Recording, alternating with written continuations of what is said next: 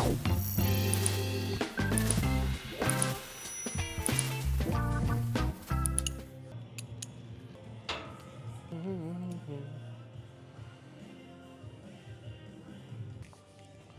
we hot or no? Yeah. Okay. Remind me, Josh, if you're going to be the one moving around, at the end of the workout, I'm going to give you guys a bodybuilder tip for making sure your shaker cup never stinks. This may be the best hack or the best tip of the series yet. Guaranteed to never, your shaker bottle will never stink again. It's probably one of the best things I ever learned hanging out with a bunch of bodybuilder guys. I'm gonna show you guys a hack to guarantee that'll never happen again. Simple.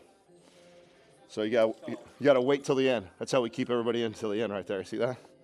No, I'm serious. It's like it doesn't matter if you have a protein shaker cup or a salt. Doesn't matter what it is.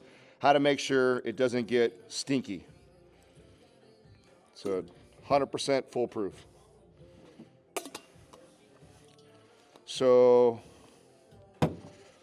we're gonna do I'm actually not gonna do our watermelon. I'm gonna do citrus. I really like citrus. And I'm gonna switch up our music today. So today is gonna be a little bit, a little different. We're gonna kind of totally throw a curveball for MAPS 15. Obviously, I've been following that kind of protocol, and I know, for people that have it, they're gonna be like, hey, that's not exactly what's in it. Yeah, no, I know that. I've been modifying things. But typically, the foundation of MAPS 15 is that there's one compound lift and then an isolation exercise for the most part every day, or 5 days of the week. 6 days is some sort of a core mobility type of dynamic movement, right? So that's kind of like the way the format is. So we have followed that, right? We've done basically a compound lift and some sort of other exercise for the most part every day. So that's what I mean by we're following kind of a MAPS 15 protocol. Today is just going to be completely off. I'm just in a mood. I'm in a mood to do something different. This isn't necessarily something that I would advise the average person, especially if you're not well-versed in program design. I think that you're probably better off following a program like one of the ones we've written, the way it's laid out, just because that's what we do, right? But every once in a while, this is what will happen. I'm just kind of in a mood like, you know what? I'll be thinking about an exercise. Like, I haven't done that in a long time. I want to do that. Or like in this case, I know Justin got a new Viking press. I love the Viking press for shoulders. I'm due for shoulders anyway, so I'm going to use it. I've been wanting to hit like the entire shoulder, so we're going to do a couple, maybe 2, maybe 3 exercises for the shoulders today. And then I'm going to do heavy loaded pull-ups. I'm in the mood to do 1 to 3 reps and just real heavy pull-ups. So different stuff, just because I feel like it. And this is part of what keeps me consistent is, when I'm wanting to do something different and fun. I think that's an important thing to note, is that, even the best program in the world done inconsistently is inferior to a crappy program done consistently. So consistency trumps the best workout ever. I mean, if you have the best workout ever written for you, but you never show up, you never do it, doesn't mean dick, so you're better off being consistent. So that's first and foremost, which means sometimes I do things that maybe not be the best for programming reasons, but hey, I enjoy it, I like it, I want to do it, and so I think that's important to factor that in. Sometimes, not all the time, because then you hear people like, but I love the workout, but it's like, that's the worst program for you where you're currently at in your life. Example of that is so many type A personalities, high stress job people, love to do high intensity workouts like the F45s, Orange Theories, Barry's Boot Camp, and they're already a low calorie person, high stress person. Like, that's the worst workout that person could do. And it's one thing to say do it once in a while. It's another thing to consistently do a workout that is not ideal for you and your body and your metabolism where it's at. Guess what? We finally have the suspension trainer. Right? We'll see the progression over the couple weeks of it getting put together. I absolutely love to prime with that. So we're going to warm up the upper back, shoulders. We are going to switch the music for everybody that's freaking out. I'm not going to listen to country the whole time here. Oh yeah.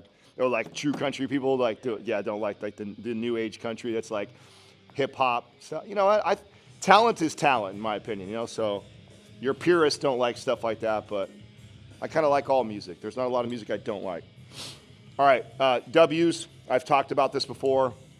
I did it at my house, those that follow on the Instagram, but I haven't had a chance to do it in here. This is by far one of my favorite movements to warm the shoulder, upper back, all up. So.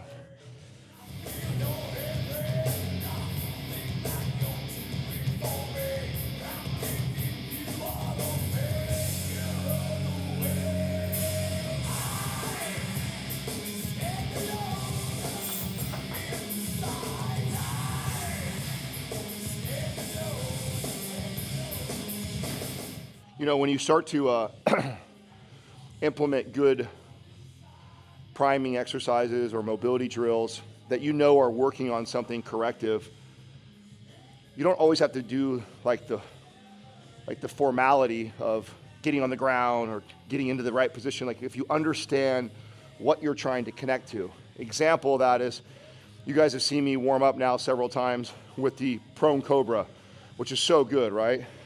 I'm pulling back and I'm trying to get the shoulder girdle back into that position. And so I'll do that all the time. So I shower at least 2 or 3 times in a day. Every time I'm in the shower, you know, and I'm rinsing off anyways, I'll be doing that position. So when you're trying to work on something that's corrective or an imbalance, you understand what muscles you're trying to connect to.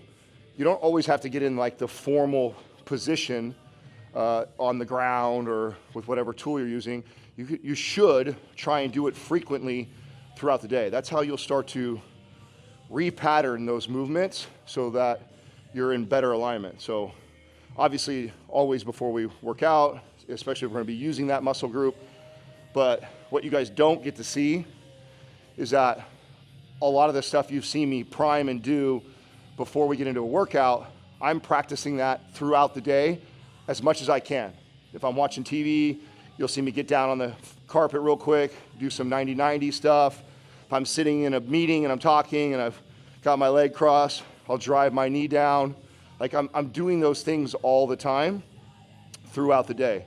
Frequency, when it comes to mobility drills, corrective work, priming, all that stuff, frequency is better than intensity. So instead of having, like some people will say like, oh, I have a whole day dedicated to yoga. Well, that's great, nothing wrong with that. I think doing yoga is phenomenal. But when you're trying to work on imbalances and correct things, you'd be far better off spending 5 minutes 10 times in a week than you would be doing one 50-minute session in a yoga class. So just keep that in mind. And keep in mind that you don't get to see that with me all the time.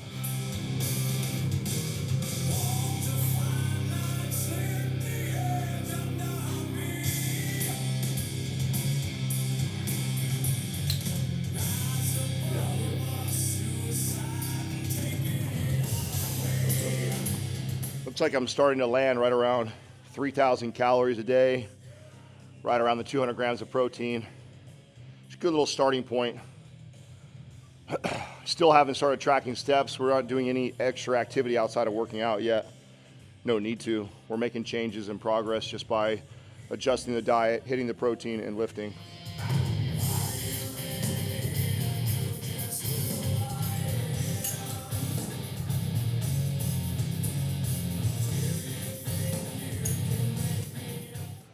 So I am a little bummed that we switched these racks out and we don't have the neutral grip pull-up. That's what I wanted to do. I didn't even realize that until I got here today, but whatever. Minor details. So I'm gonna get 4 sets of this. I'm gonna start with body weight, just to feel it out. I'm gonna stay low reps. So even though I could probably obviously get more than 5, I think, body weight pull-ups, I'm just gonna do probably like 5 to get it going. And then the next 4 sets, we'll try and load it. And if we get anywhere between 1 and 1 and 4, it'd be good. So heavy loaded pull-ups. It's such an underrated movement, I think. I'm gonna grab supinated, so palms up instead of palms over. Both are great. If you see me do supinated 2-3 times in a row, probably by the 4th time you'll see me go pronated. All that does is changes the angle of the elbows, which just targets the back a little bit different. So not one is better than the other. They're different. And so think of it like a different exercise. Both are valuable.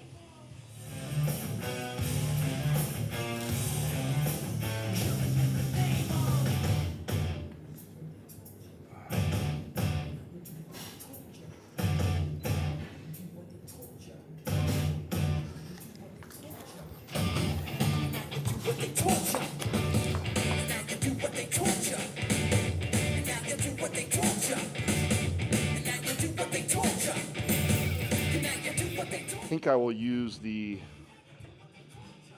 25 kettlebell. Do I have one? I think that's 25. Yeah, 25. I'm not gonna lie, that feels heavy. No, it's 25. Yeah, it's 25. What I could do, maybe I'll do a plate first. Maybe I'll just add. So maybe what we'll do, just because that felt heavy, we'll do the 10-pound plate, adding it, again, staying under 5 reps. Hopefully I can get to the 25. It's funny, when I grab weights that I think should be really easy, I can tell as soon as I grab a hold of them, like, oh, maybe that's gonna be a little heavy today. I'm not there yet. I know when I'm starting to feel really good, when at night I'm thinking about my workout the next day. I don't know if everybody can relate to that. I know some people that despise working out maybe can't relate, but you know, once I start getting a little bit of rhythm, I actually enjoy it. And then I find myself at night thinking about what I want to do tomorrow, you know. Kind of feeling my body as I'm laying in bed or doing mobility work at night, and kind of feeling like, okay, what feels the most fresh? Yesterday I took a day off, even though it wasn't a scheduled day off. I really just wanted to get home early to see my son, to be honest. Knew I needed a day off that week anyways, just figured I'd take it then. It's kind of why I don't really, I've never been a big fan of scheduling your days off. I feel like life happens and naturally it'll come up, right? So I just kind of look at it like, well, I'll have one day off this week of no weight training at all. I'm sure that day will reveal itself. Sometimes the decision's made on if I'm really sore because I've overreached, and then I'll take a rest day. Or sometimes family priority stuff will take a priority. So I just like that better than scheduling a day. Let's say Saturday was supposed to be my day off of lifting, and you know, I end up missing another day, and yet I had that plan. I'd rather just say, hey, I'm gonna go to the gym every single day, and eventually what'll happen is life. So, okay, let's start with the 10. We'll see what that feels like.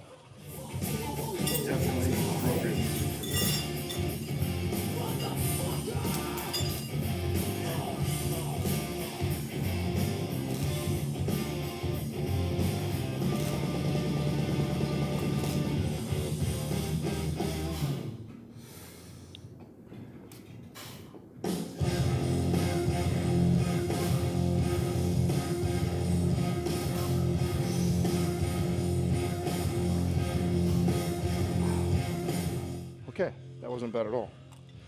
I think we got that 25 next. So because I want to load, and I want to lift heavy on this, or heavy for me, I should say. And let's say I'm working my way up to that. Like I've decided today is a 1 to 5 rep range exercise or workout that I'm going to do.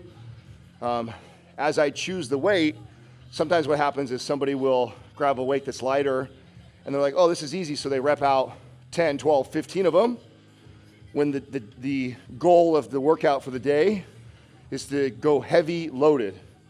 And so even though I could have just probably repped out 8 to 10 of those, no problem, I still want to conserve my energy for as much load as I can take. So you saw me stop at 5 still. So because that's the desired outcome of the workout today, is to load, to go heavy We haven't done that. We haven't done a back workout yet where we stay under 5 reps, and that's kind of what I'm in the mood for today. Again, program doesn't call for it, so calm down. Selfishly, I just wanted to do it. Just want to see how I felt. Been feeling good. Want to feel what some heavy weight feels like for me. So you didn't see me on video today, but I did take my EAAs before I came here, so just keep you guys in the loop. I'm staying consistent with that. I also I take a supplement every day that I didn't think to disclose, but it's vitamin D.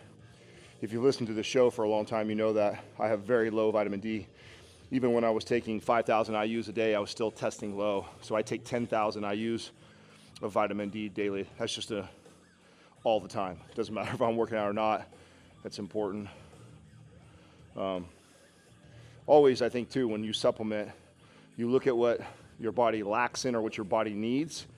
And even if your goal is to build muscle and performance, you're always far better off giving the body what it's potentially lacking and it needs before investing in performance type supplements. Supplements that are supposed to help you build muscle, burn body fat, increase endurance, all great things. But if you're not doing the things that you need for your essentials and you're lacking somewhere there, you're far better off. And by the way, way cheaper too.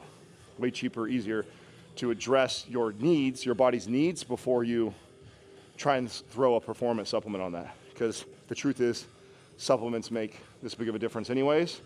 And if you're taking those performance supplements and you have low magnesium, low vitamin D, low vitamin B, and you're not even hitting those, you're really wasting your money.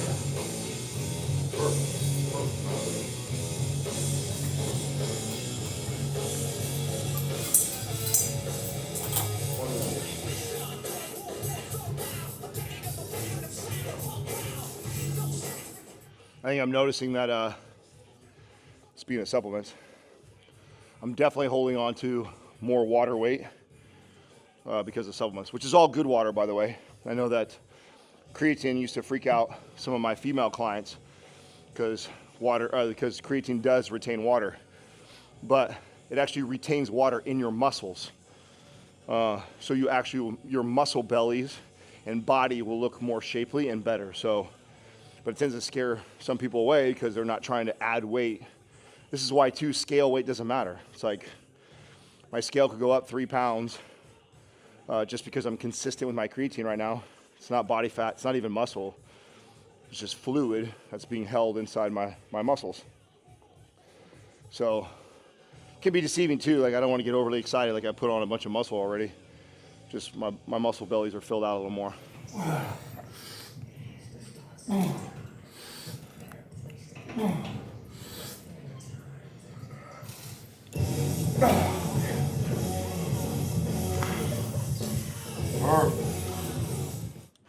That feels really good. I think what I'm going to do, another curveball here, because that felt so good and I kind of want to get a pump now in the back. We're going to do some seated lat pull downs. I'm going to do 2 sets, lightweight, just get a little bit of a pump right now.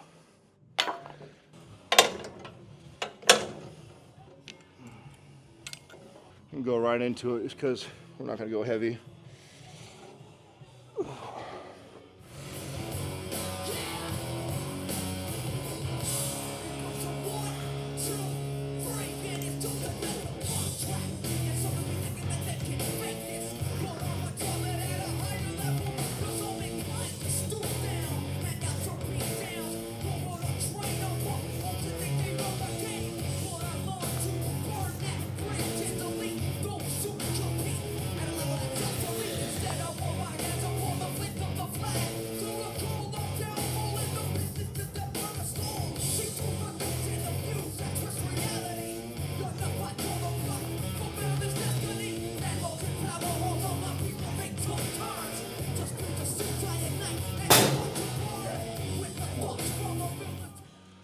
a measurement I didn't take that I should have taken, because I think it's a really good one to have when you're watching the weight kind of fluctuate. You don't want to overcorrect because of it, is circumference on your waist. All right, we talked about the other day how I put on like the 6 pounds kind of out of nowhere, and I explained why. One of the other things that helps with that is seeing the waist.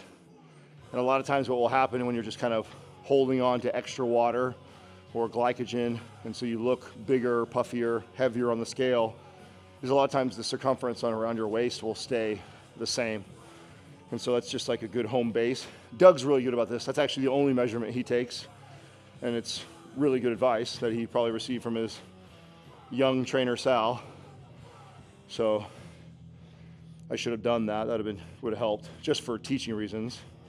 So if you're following along, that's a good metric to pay attention to.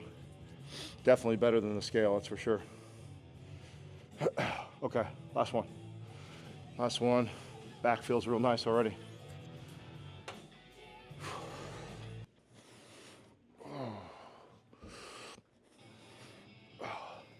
Cut those reps a little short. Felt the forearms starting to go. And since we're just chasing a little pump on the back, no reason to push past that. That's good for that. Now we're gonna hit that Viking press. One of my favorite shoulder moves.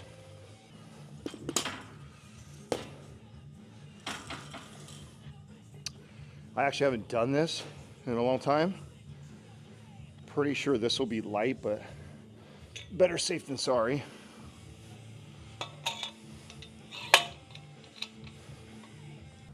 Let's hope Justin set this all up for me right. This is a new Viking press, and it's kind of weird the way it's all set up. So if this bar comes flying out and slaps me in the face, I'm gonna be pissed. Okay, I think it'll be light so we can get going here. Oh God, yeah, that's light.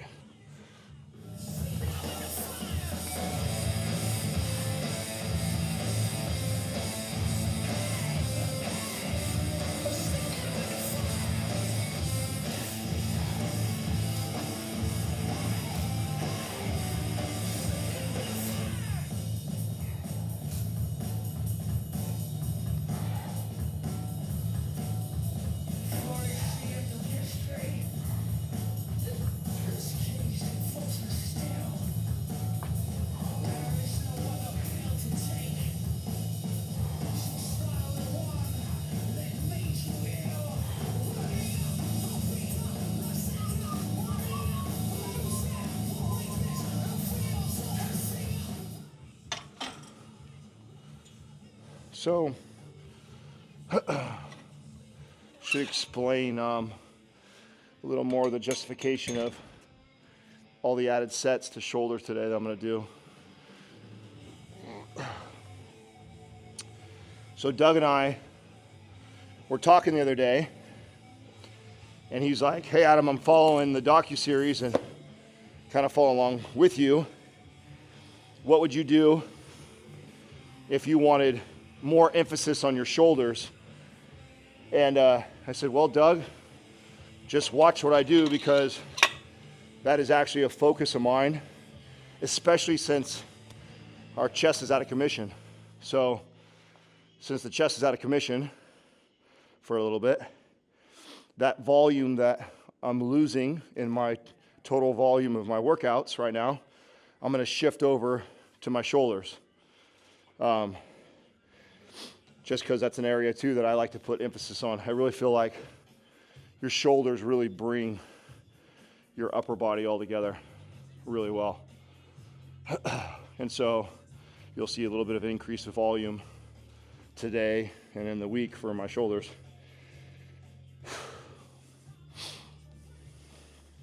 That thing feels so good. It's kind of nice too, because you never, especially in a compound lift, but even in an isolation, it's impossible to isolate a muscle or a part of a muscle. Even in what we call isolation exercises, you still have an antagonist muscle that's resisting the negative you still have secondary muscles that are kicking in. So it's impossible, if anyone ever tells you this isolates a muscle. Well, it puts the most emphasis on that muscle. So the Viking press is primarily shoulders, but even my upper chest gets a little recruitment, triceps get some recruitment. And so I really like the Viking press because I'm not directly hitting my chest and putting a lot of stress on it because of the injury, but I'm still getting a little bit incorporated, which is probably a better way for me to address chest right now with nursing this injury. And then I've told you guys I'll probably do some, eventually, not yet, but some band work for the chest. Much safer approach.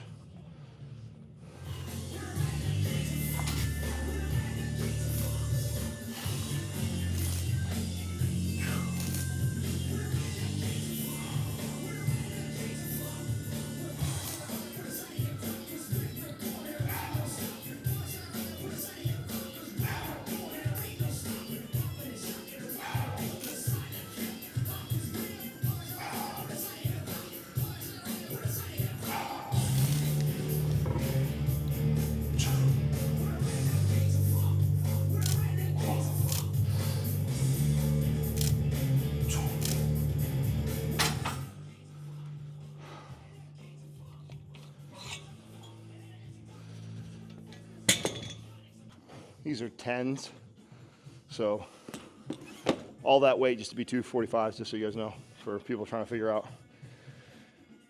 Weight don't matter though, really, not right now. You can tell from the last set, weight-wise, this is probably gonna be a really perfect weight for me.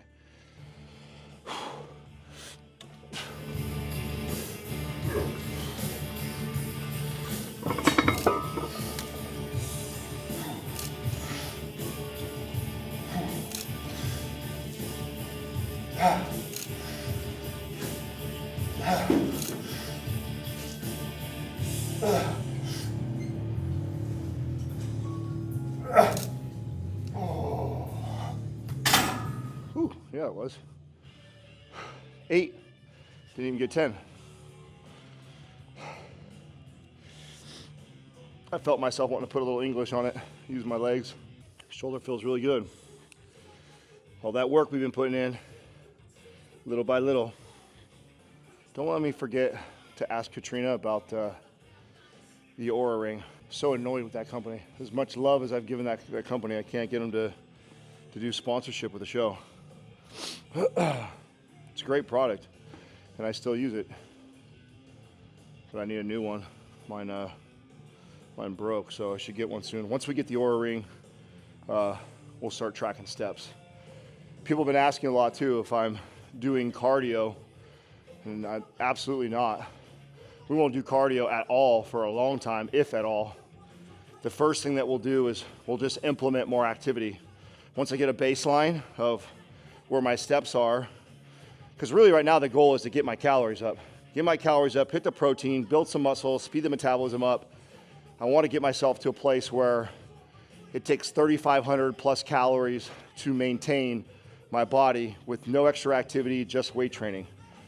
Then from there, we can start to decide, do we want to keep going up in weight and get in size, or do I want to carve down a little bit? And the way I would start to carve down or lean out would be just to kick up my steps.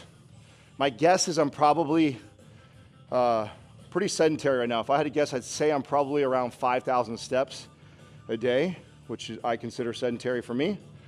And so I would incrementally, week over week, just increase the walking. And that is a lot of times just being aware of it makes a big difference.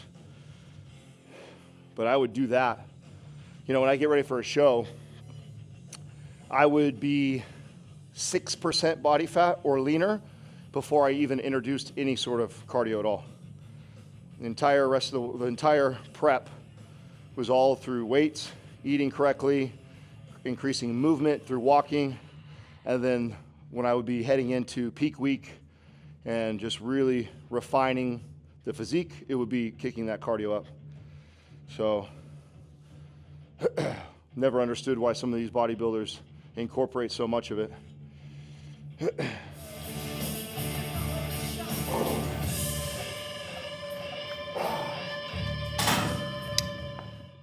See me cut that rep short? I thought I was gonna get 9 and then I changed my mind. So you'll see that sometimes.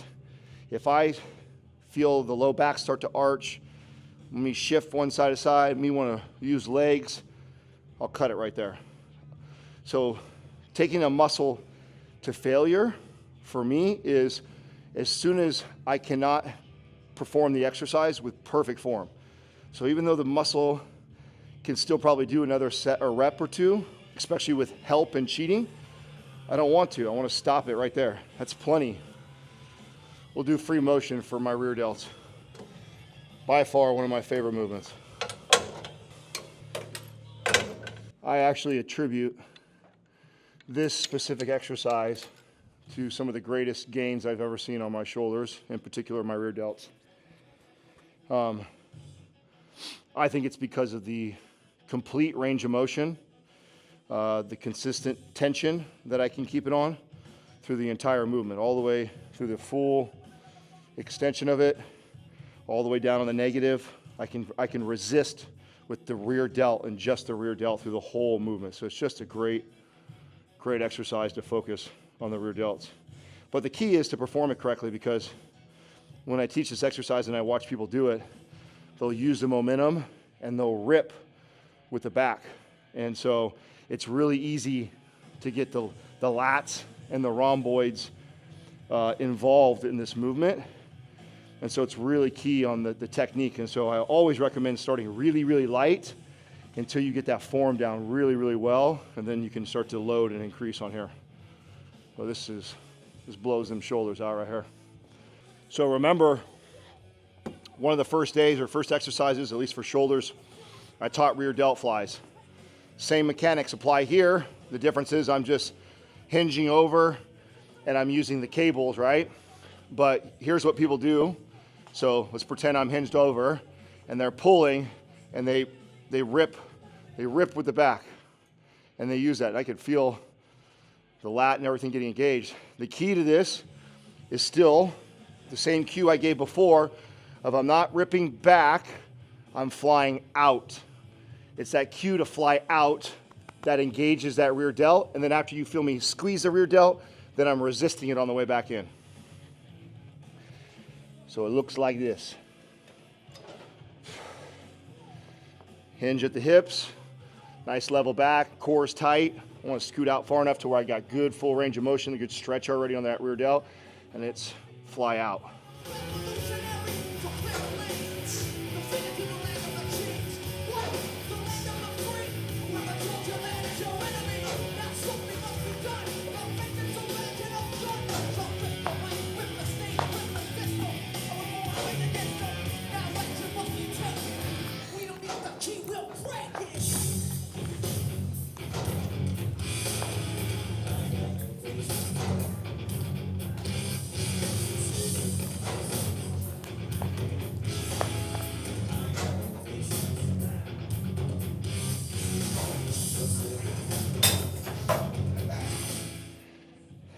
So you notice I want to go light enough to where when I open up, you'll see me kind of pause.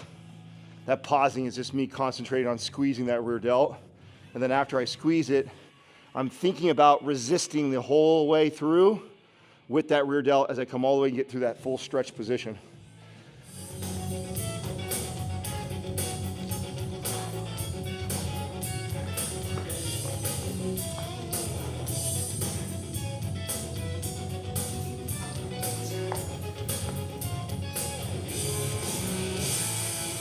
To me, the biggest test or the biggest reveal for me will be when we go and test my body fat here in a couple weeks, is how much muscle did I put back on?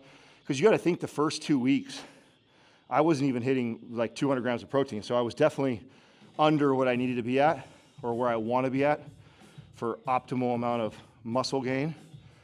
So that's where I think the supplementing that is going to come really in handy.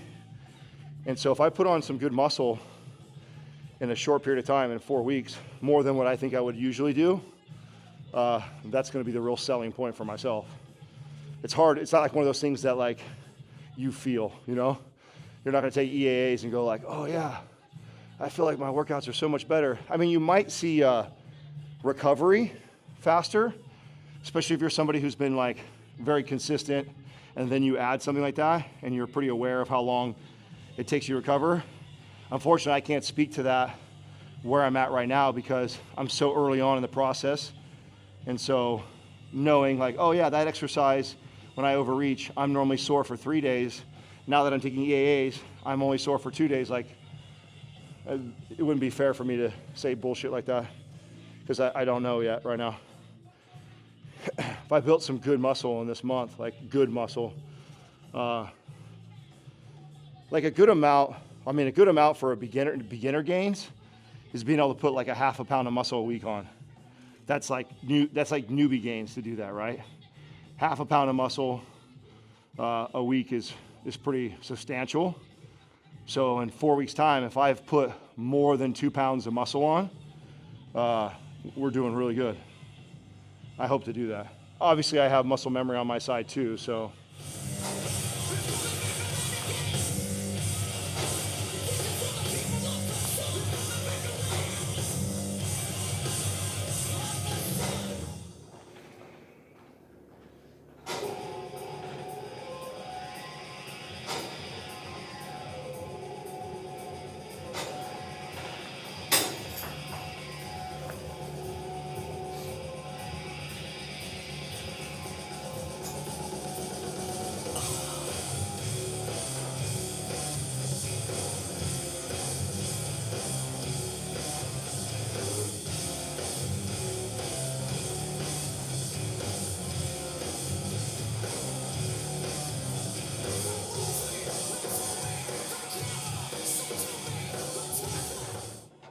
Oh.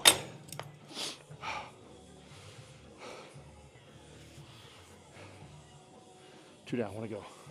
At one point, I'm going to move away from MAPS 15 protocol and shift over to probably MAPS anabolic or MAPS split. I haven't decided. On shoulder days, I keep a screensaver of Justin on my phone for motivation. It inspires me to lift more when I get into there. These big old cannonballs.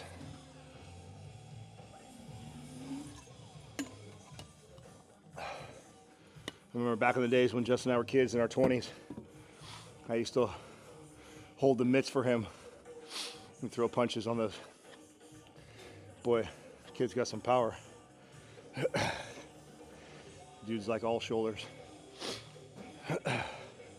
One more of those. You know, I'm gonna do 3 exercises for my shoulders, but doing this reminds me of why I'm not a big fan of kind of the bodybuilder traditional workouts where you do one muscle group, because of all the things I'm gonna do in my shoulders right now, the biggest bang for the buck exercise was the Viking press, the big compound lift that we can load.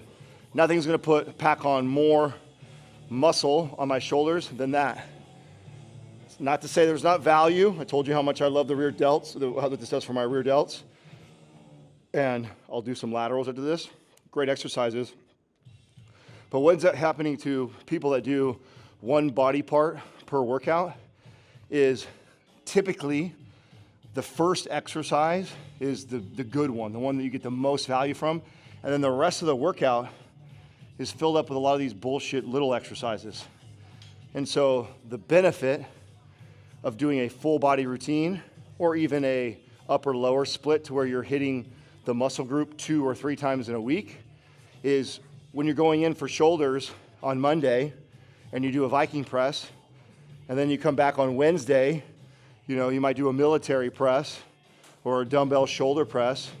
And then the Friday, when you come back in again, you do another big movement, say Arnold presses or something for your shoulders. And so you get 3 shoulder exercises in a week of these big compound lifts. Now you might be thinking, well, then why don't you put all 3 of those big lifts on your one day of training shoulders. Well, I mean, you could, but after you heavy load that Viking press, you're not going to be able to heavy load that military press or dumbbell shoulder press or Arnold press, because a big part of your shoulders will be fatigued. So you won't be able to really load it. Whereas if I have a day of recovery and rest between and I'm fresh and I go into the workout again, I'm going to be able to load that compound lift even more again. So when you pull it out and you look at it like we measured the exercises, the volume and everything that you were doing in that one day versus spread out over 3, not to mention for natural people, you want to, like the muscle building signal, after you lift goes like this. It shoots up. I think it's about 24, 48 hours, then it starts to decline. And then after like 72 hours, it's back down again. So if you train your shoulders, let's say on Tuesday, and you don't hit it again until next Tuesday, sure, on Wednesday, Thursday, you got that peak muscle building signal, and that starts to come down, and that's flat by Friday and Saturday and Sunday and Monday, and then it doesn't shoot up again until Tuesday. Whereas if you split those workouts up, Monday, Wednesday, Friday, every time the shoulders peak, they're starting to come down, then boom, they peak again, they start to come down, and they peak again. So you've got this loud muscle building signal that's being sent to that body part more frequently throughout the week. Promotes more muscle. And for those people going like, well, then why do all them bodybuilders do it one time a week? Well, remember I said the muscle building signal, when you're on anabolic steroids, that signal stays high all the time. So it's not as important to somebody who's doing anabolics, which is why we talk on the show all the time about old bodybuilders before steroids were introduced always did full body routines. It wasn't until the introduction of steroids did we start playing with these different splits that people do now. So if you're a natural athlete, you definitely should be doing a full body. I think full body is still good for people that are enhanced. I'm enhanced. But the one body part per week is so overrated, especially for natural athletes. All right, here we go, last set.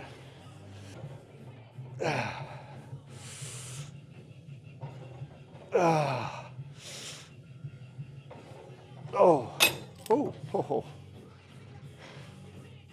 That's interesting. My right side fatigued earlier than my left. Because of that, I should have started on the other side. We'll do 2 sets of just some light laterals, and then we'll call it. Finish off those shoulders, boulder shoulders. Yeah, dude, that's and honestly, I mean, it feels like really good weight. My abs are just as visible as they were when we started. You see me stand a lot like this. A lot of times I'm feeling my waist. I can just feel when I can feel those hip bones versus when I'm carrying body fat. One of the last places for body fat to go is my low back and core area. So, you know, I have a pretty good gauge when I grab my waistline, I can feel that and know if I'm carrying some extra body fat. That's been really consistent. So even though I'm not measuring circumference, I can feel my waistline's pretty stable. Leanness seems the same. You got to know though that, like, you know, I was eating 2 meals a day. So my body is what in the bodybuilding world we call flat, which just means like all the glycogen's pulled out of my muscle bellies. So I have this kind of, and you'll see when I show you guys the before pictures, I look very flat looking. And literally just me being able to load up on calories will fill those muscle bellies out. That'll also add a few pounds to the scale right away. It's not fat, it's not muscle, it's just my muscle bellies are filled up. And on a body fat test, that'll register as lean body mass. So I have that working for me right away, and I know that. So I'm sure a few pounds, at least 2 or 3 pounds of that 8, 9 pounds is just being filled out more. Then I'm taking creatine now, and I'm being very consistent lately with it. So I'm probably holding another 1 to 2 pounds of more water fluid in the muscle bellies. You know, and then hopefully I put on a couple pounds. Maybe I put on 2, 3, maybe if I'm lucky, 4 pounds of muscle. And if I'm really lucky, I also reduce a little bit of body fat. So maybe I lost a pound or two of fat. So I say lucky, but I mean, obviously that's the goal. That's what we're trying to do. It's not really that lucky. It's what should happen. Okay. One of my favorite ways to do laterals. I'll show you. This is a shout out to the homie, Ben Pekulski. First time him and I ever hung out. We did a workout together, and he showed me this one. And it was one of those times where I was like, damn, how come I never did that? So when you do laterals, again, very, very small part of the shoulder. Probably the biggest mistake I see people do when they do lateral raises is getting big, heavy dumbbells, and they use momentum and they swing up. This is a movement that I want to take all the rest of the body out, and I want to just concentrate on raising with my delt. So this is a really cool way to take the body out from cheating, and I fell in love with it after Ben showed it to me. So I'm gonna lay flat on the ground. I don't know where I'm gonna be at here. I'm gonna guess. We'll start there.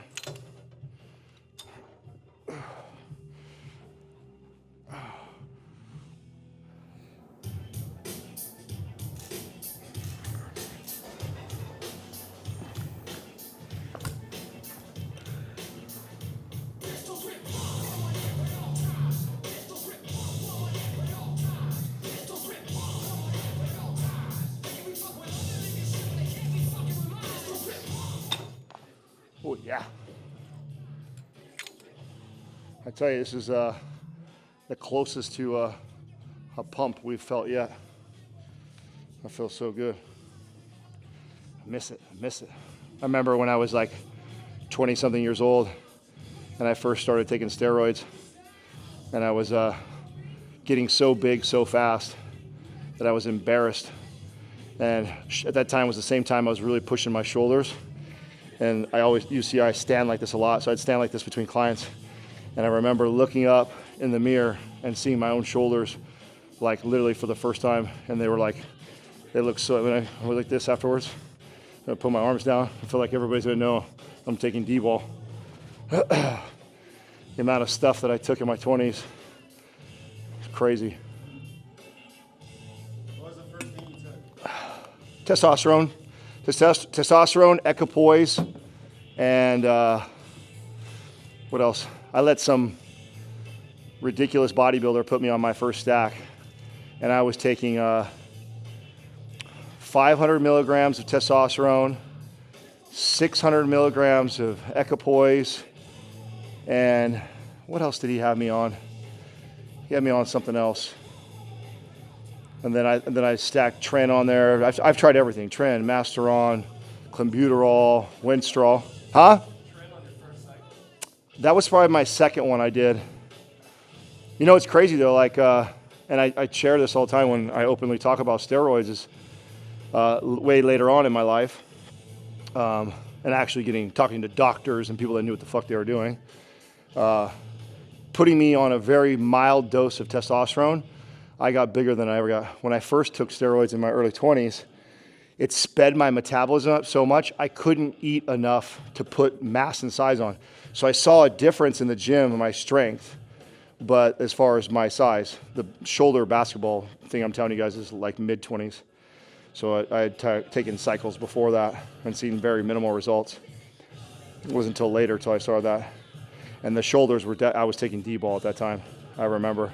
I remember every time I came into the gym, every time I hit shoulder press, I was like 10-pound heavier dumbbells. It was like 40s, 50s, 60s, 70s, 80s. They felt like they were getting lighter as I was getting stronger every week. It was wild. And then I get in my 30s and screwed up my hormone levels and was never able to get back. I tried for 3 years to work with holistic doctors and did all the things to try and repair my testosterone, and so big regret. So what would you say to a 20-year-old watching right now that's thinking about getting on? Don't even think about it. Even if you're going to get into the bodybuilding world and compete, which that's kind of the excuse that some young kids will say is like, well, I'm going to get into pro bodybuilding anyway, so I may as well. It's like, and honestly, like, to each their own. If you're going to take steroids, who am I to say don't take them, right? but I wouldn't if I could do it all over again. And if I was going to take steroids, I still wish the path I would have taken was I would have learned sleep, recovery, diet, training. I wish I would have mastered that first and then stacked on steroids later on. So when I was in my 20s and I was a trainer and I thought I knew about diet, I thought I knew about exercise, I looked at guys on the cover of magazines and I thought that must be the difference between them and me, is that they're taking steroids, I'm not, and so I just need to take steroids and I don't look like that, and that never got me there. And so when I actually got crazy, shredded, and in good shape, I was taking hardly any testosterone. That was at that point I'm taking like TRT type testosterone, but it was all diet and exercise that really got me shredded. And that part, I wish I understood that in my 20s. And so if you're a kid and you feel like you're gonna go down that path no matter what, don't screw yourself up by trying all the different drugs, thinking that drugs are the answer. The answer lies in diet, programming, recovery. That's where the answer lies. So solve that first. You should be able to get shredded in incredible shape naturally. Now, you can reach whole other levels with synthetic hormones for sure, but you can get crazy men's health cover, shredded looking, all natural. Anybody can. It's not drugs that is the answer, like I thought. And so I wish I knew that. And so I always tell young kids, like, that ain't it, man. That ain't the answer. Like, go prove to yourself first you can do it without it. And then, you know, if you're somebody who's hell-bent on going that way, who am I to tell you, right? So a cue that you guys can't see that I'm doing is really good. And this is good cue for dumbbells.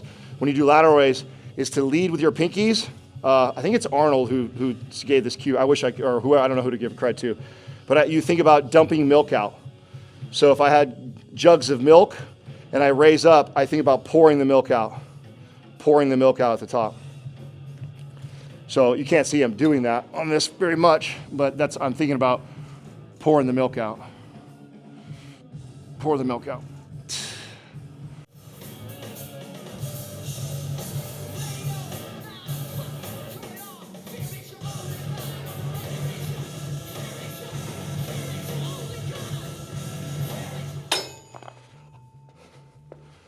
I'm gonna do one more of those, feel good. You know, thinking back to my steroid journey, even when I got into competing. So my very first show, I was running 250 milligrams of testosterone, and I think I was running DECA. I wanna say 400 mgs of that, I think, is what I ran for the first show. Got incredibly shredded. And then that first show, I took third place, although my physique was first place by far. My posing was horrible. When I turned around and hit my back pose, when I saw the video later on, I was squeezing my shoulder blades together. It was absolutely horrible. But if you looked at my physique, there's no reason why I shouldn't have won that show if I was actually posing correctly.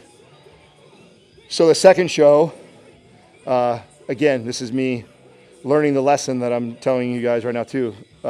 Okay, let me throw on more steroids. So I added Masteron, and I bumped my testosterone dose to close to 500 mgs, maybe 400 in the week. It was 400 or 500, somewhere around there. And that was a Contra Costa show, and I placed sixth. And I came up to the judges afterwards, and I said, and I really thought I came with an even more impressive physique than the first show. And they looked at me and they go, "Bro, you look like a bodybuilder. This is men's physique. You're way too big." And I went, "Oh shit." So that was a mistake. So it was the third show, which you guys were showing clips of. I saw when I walked in here. That was my third show. That's when I took my first place, and qualified for nationals. And really, all I did different in that show was I cut the testosterone dosage really low. That's actually when I came off of almost everything except for about 200 milligrams of testosterone a week. And that was the physique they were looking for men's physique. So it's kind of changed nowadays. Like I think the men's physique has gotten closer to like classic bodybuilding. They're bigger. But back when I was doing it, that increased dose of drugs just made me look way too big for the class.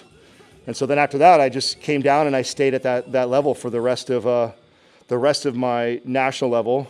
I bumped up a little bit again on my first pro show.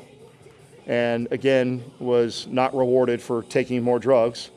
The physique wasn't any better. I didn't get a better placing because of that, and then came back down again. So if you look at all my pictures from bodybuilding, the best physiques that I presented were actually on very moderate doses of testosterone. And then after competing, I still stayed on like a TRT dose, which was like, back then I was seeing, I can't think of the name of the clinic, but they had me on like 150 milligrams.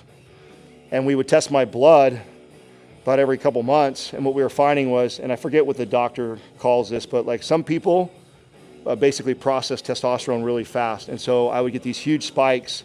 And then by the time day 7 for my shot again, my testosterone would crash.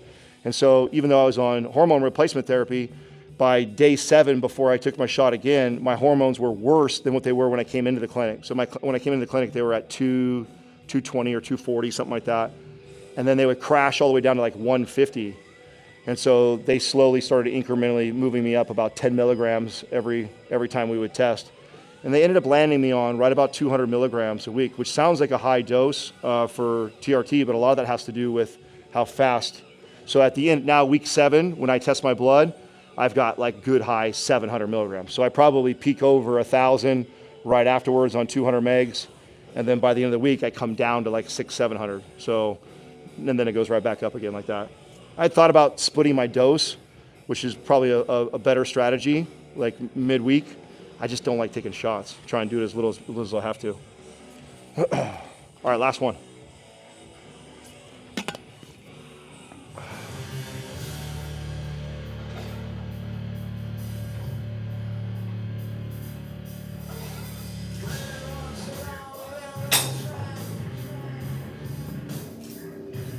So here's your magical tip right here, okay? Doesn't matter if you're doing LMNT, if you're doing a protein shake, but this is probably one of the coolest hacks. So most everybody, like when you go to the gym, you have your, pre-workout drink, or you have your protein shake you slammed before, or your intra workout shake. So as soon as you're done, you literally do this. You just rinse one time. You take a paper towel like this, you stick it in, close it up, and you throw it in your gym bag. What it does is all the shit that's inside there gets absorbed into the paper towel, and it doesn't dry and stick to the plastic.